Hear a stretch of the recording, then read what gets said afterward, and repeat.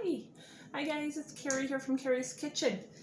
Welcome back. So I thought I would come on here. It's been a while since I've posted a cooking video, and honestly I have not been cooking a whole heck of a lot lately. It's been hot here in northern Utah.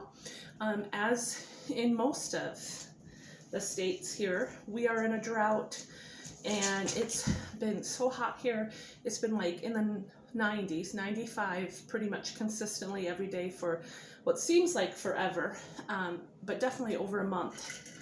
And I'm just so sick of the heat. And I never thought I would say that, but I'm sick of it. You know, being a girl from northern Wisconsin, we hardly ever got a summer. But let me tell you, you get sick of every single day being 95 degrees. It's horrible. So we're in a drought. It's hot. I haven't felt like cooking when it's so hot. I'm not very hungry when it's hot, and I've been busy with work, and I just really haven't been cooking a whole lot. But today I was like, that is it.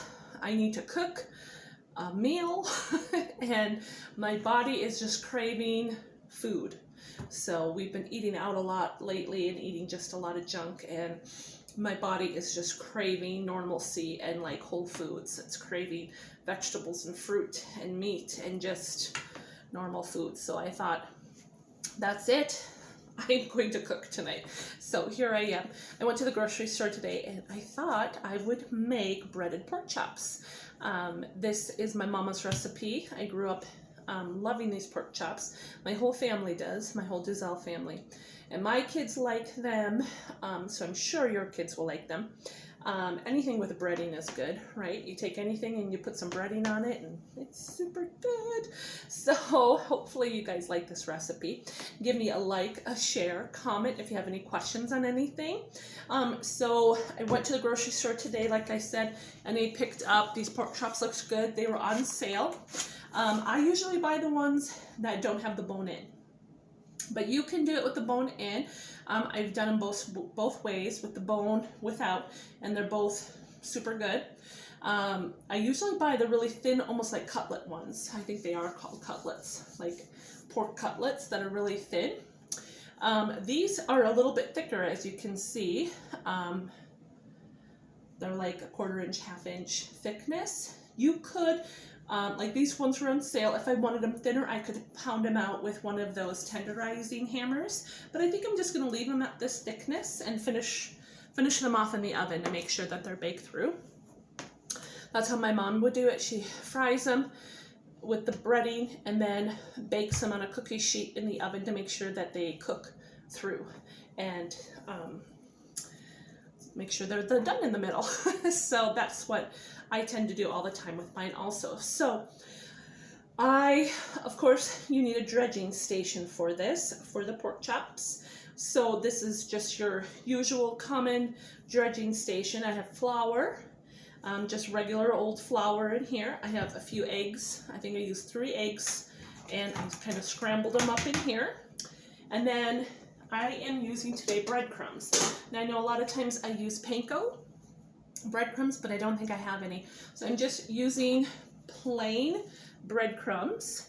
And the nice thing about this is that if you buy the plain, some of them are seasoned for like Italian seasoning. There's different seasonings you can get. If you get the plain, you can season it the way you want it. So that's why I like this option. I usually do get the plain, so then I can play around with the spices that I want to add to it. So I added probably close to almost 2 cups in here. And then what I added to it, again, I'm an Epicure consultant, and if you don't know what that is, if you're new here, it is a spice and seasoning company created out of Canada. And they have wonderful, clean, good ingredients and seasonings that you can use, and they don't have MSG, food coloring, corn syrup, hydrogenated fats, all those nasty things that they add to our seasonings, to our spices, to our food in general. They're promised to never have those things in their ingredients. So I am using Epicure's Butcher Block. So again, they're very clean ingredients and good for you. They're low in sodium and low in sugar if you're watching those things or being more health conscious. So in here, it's a blend of different ingredients, and I love this one, guys. This butcher block, I have used it on everything. Chicken, fish, meat, it doesn't matter. It goes good on everything. It has sea salt, black pepper, mustard seed, garlic, onion, herbs, and tomato. And it smells amazing. It's good. It says on beef, pork, lamb, and chicken, just a few. And the possibilities are endless. This one is a turn one.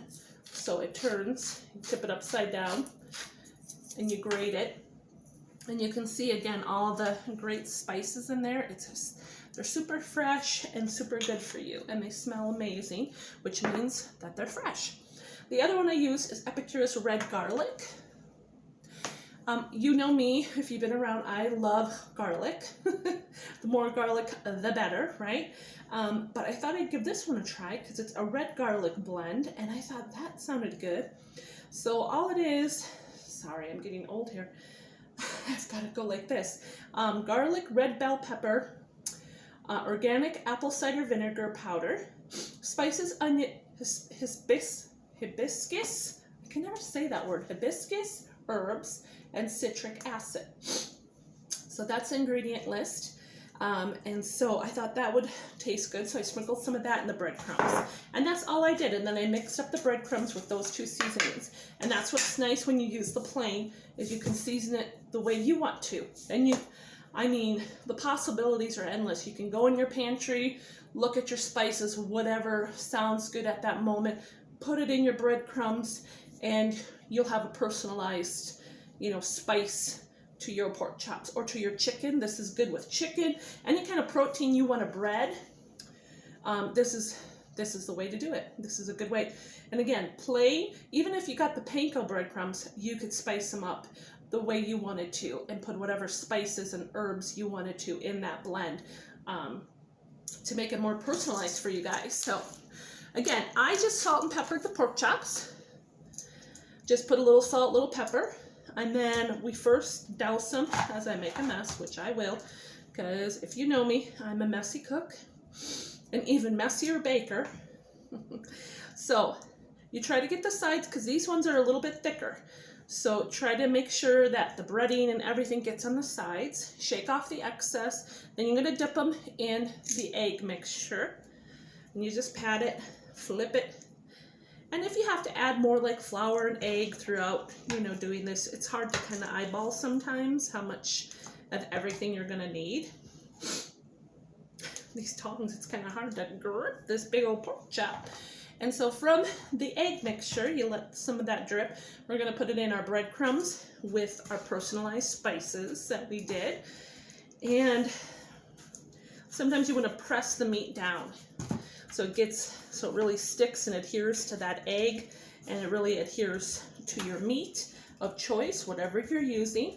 This would even be good for fish, doing a breading on a fish of your choice. If your hubby went out, got elk or deer hunting, and you have some elk steaks to use up or venison steaks, this is a great option too. So now it's nice and thickly breaded.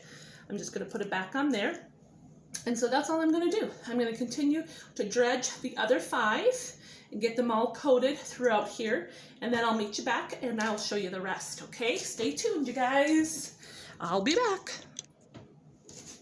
All right, friends. So I'm all done with dredging the rest of my pork chops. And I also just wanted to give a shout out. I ordered these little dredging station containers from Pampered Chef, from one of my friends that sells it, and they're so cute. It comes in a set. It's 3 of these kind of like shallow containers. They're plastic. They have these lids so it overhangs from the next one, so when you're going across, you're not getting mess on your countertop. Amazing, genius, right? And they're just the right size, so they're great for the flour, egg, and breadcrumb of your choice mixture. And it comes with these little smaller tongs, so you don't have to touch your meat or whatever it is, and your dredging station. So I thought these were so cool because I do a lot of dredging and a lot of breaded things. And so I thought, I'm going to try these instead of dirtying like 3 big bowls. I thought those were a really cool, neat idea. So I thought I would give a shout out to Pampered Chef, and I will leave my friend's link down below, so if you're interested in getting any Pampered Chef, and I will leave my Epicure link in the comments below too. Again, I sell the Epicure, so if you have any questions about their products or anything, just let me know. I'll leave the link below and you could check them out for yourself, order a few things to try. They also have cooking utensils also.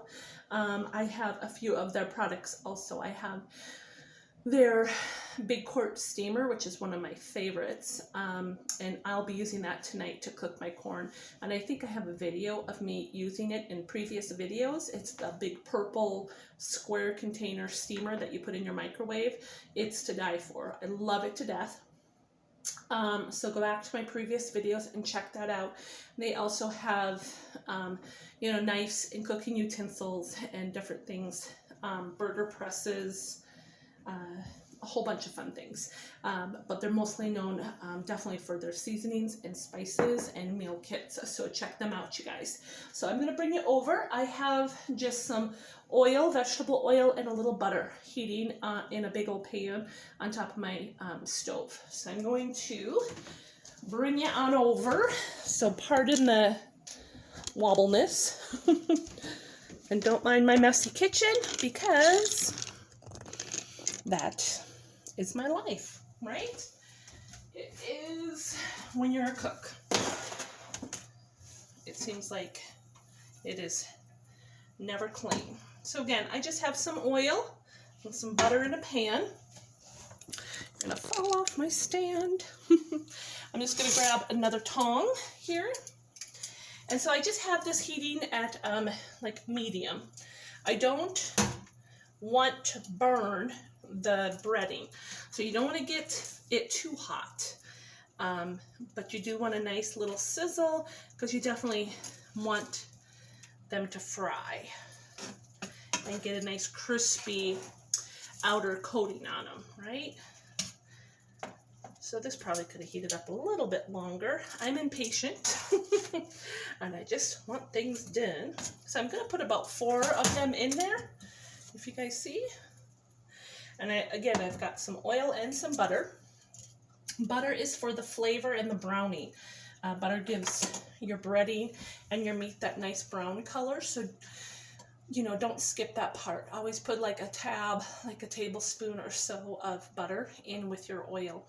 It gives a great flavor, and it gives it that nice golden brown look to your meat and to your breading, what you're looking for. So I'm going to cook these kind of slowish. I don't want to burn the breading, which I have a tendency to do.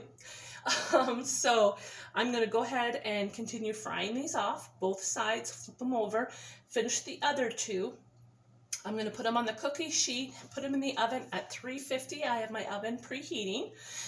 So I'm going to bake them for, I think, about 15 minutes, 20 minutes. I'll take them out and check them. Again, you can do an internal thermometer if you want to. I usually just cut one open, make sure it's not pink in the middle. So that's kind of what I do. But once I plate these up, I'll let you know how long I baked them for. So you kind of have an idea of how long to cook yours for. So I'll meet you back here for the finished product, okay?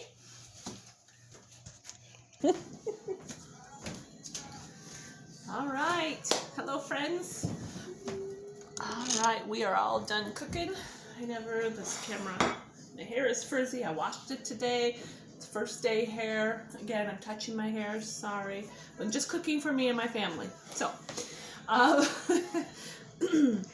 so the pork chops just finished baking. I actually baked them for, I'd say, about a good 20 minutes. They were thicker. If they're not so thick and they're thinner, you probably don't even have to bake them. Just frying them slowly on the stovetop will cook them through. But again, if you want to do an internal thermometer, or just cut into one of them, make sure they're not pink in the middle. That's the best way to check. So those are done. I was going to show you our whole meal here.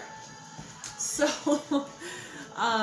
this was the Epicure steamer that I was talking about earlier in my video. It's great for cooking corn on the cob, which I just did. And I leave the skin on and everything, and they come out perfectly cooked every time. Like, look at that, you guys. Super yummy. I just picked up the corn today at the grocery store. So again, I just I cut off the end, and I just wanted to show you, when you cook them, boom. Isn't that amazing? When you cook them with the skin on and everything, I just cut off the end where the stem is. Oh, that's hot. I cooked 3 of them at a time is what I could fit in here, because they're bigger ears of corn. Cooked them for about, I don't even know, 6 minutes, 7 minutes, depending on how many and how big they are. You check them. But that's how, when you know they're done, you just tip them upside down, and literally all the hair is off of them. The skin comes off of them. No shucking them, you know, no peeling them beforehand. I don't know. These were cooked before, so I don't think they're going to pop out. They're not freshly... they're not fresh out of the microwave, so they've had time to cool off. But again, when you cook them with the skin on, it does come off fairly easy. And look at that. Hair comes off and all. But like I said, these ones, whoop, that one came right out. So just really super in a simple way to get all the hair and shuck your corn and cook it all in one. So again, if you're interested in Epicure steamer or any products that they use, just go to my link and visit their site. And super quick, easy, fast way to cook corn up and to shuck it all in one, and you have that big beautiful plate of yummy delicious corn. And I didn't have to boil a big pot of water. Actually, this is my serving plate. I don't know really what I'm doing. It is Monday, let me tell you. So there you go, lovely cooked corn in my Epicure steamer, so get one today. So and I love having butter, and I have these corn on the cob doodallies for the end. Another shout out to Epicure. They have a smoky sriracha. Yum! If you like spice and you like sriracha seasoning sauce, you're gonna love this sea salt blend. So again, it's just like the other one I used earlier. It turns, and this has, that's my oven, sea salt, garlic, smoked Spanish, paprika, chilies, and herbs. Yum! And I love this on my corn on the cob. It gives it a nice smoky heat kick to your corn on the cob. So that's what I use for my corn on the cob. Let me get out the other goodies that I've got. Cooking. We'll serve up a plate. All right, so first, as my glasses steam up, we have the lovely pork chops that we baked off earlier. So, super yummy. I cooked them, like I said, for 20. I'm just getting a spatula here. I cooked them for about 20 minutes, and I also covered them with aluminum foil because I didn't want them to get any more browned. I wanted them just to cook through. So put aluminum foil on, bake for about 15 minutes. The last 5 minutes, I took the aluminum foil off just to get a little bit more deeper brownish color. But you don't want to do that for the whole time because you'll burn the crust, and you don't want that. You just want them to cook through. I sprayed the pan thoroughly with cooking spray because they will stick because of the breading. So there you have it. Beautiful, breaded, yummy pork chops. So we have that for dinner. Corn on the cob, yum. So I've got butter, salt, my sriracha seasoning, corn on the cob, little pokers, and then also what I cooked, let me show you, is I made Epicure jalapeno cornbread. It comes in a seasoning packet. You just mix it with butter, milk, eggs, and cheese, and then you put the seasoning packet with it. You whisk it together and pour it in an 8-inch baking mold like that, and you have yourself some yummy, spicy jalapeno cornbread. And it tastes just as good as the Beehives. If you've ever had their jalapeno cornbread, yum, and they serve it with honey butter. And I made some honey butter yesterday, or Saturday. No, yesterday I made honey butter. So I just had a stick of softened butter. It's hard now because I had it in the fridge. But I had softened butter, and I put a whole bunch of just organic honey, as much as you want, the desired sweetness. Put a bunch of honey, mixed it, and I made my own honey butter for the girls for their pancakes. I'm going to use it for the cornbread tonight. Yum! And again, you can do that with anything, you guys. Just take a stick of softened butter, put whatever you want in it. If you want to put berries in it to make more of a berry butter, if you want to put herbs and spices, make a garlic herb kind of butter. Super yummy. So really, you can make a spicy butter too, and put jalapeno seasoning in there. So, or you could even put this smoky sriracha and make smoky sriracha butter. Yum. So again, you guys, kitchen is my happy place. Kitchen is where you can experiment, do a whole bunch of fun things. Let's get into this pork chop because I'm excited and I'm starving and I'm hungry. And what I loved, what my mom would serve these pork chops with, is applesauce. You know, it's kind of a, see how yummy? And it's really juicy. When you squeeze it, juice comes out of it. Yum. So I love applesauce with my pork. Pork chops, or any kind of pork. So there you have that nice crust, and it's crispy, seasoned, yummy. Mmm. Oh my gosh. So hot. That is so good, you guys. That breading is where it's at. So, if you make pork chops on the regular, like we usually have them on the grill, barbecue pork chops, or season them, try this. Try the breaded pork chops. This breading, it's packed full of flavor. And again, you can put whatever seasonings you want in the breading. And it is so good, you guys. Please try this recipe and let me know how you like it. And again, put whatever seasonings you want in the breading. You know, make it your own. But it is super good. It's a great twist on, you know, any kind of protein you're making. Fish, chicken, pork. It adds so much flavor. There's so much flavor in that breading. And again, serve it with some applesauce, whatever you like. We're going to have it with some cornbread. Again, if you want any of the Epicure products, go to the link. Their jalapeno cornbread. I'm going to serve it with some honey butter and some fresh corn on the cob, and we're going to have some dinner. So try this next time for your weeknight dinner or weekend dinner, and let me know how you like it. We'll see you next time, Facebook friends. All right, love you guys. See ya. Bye.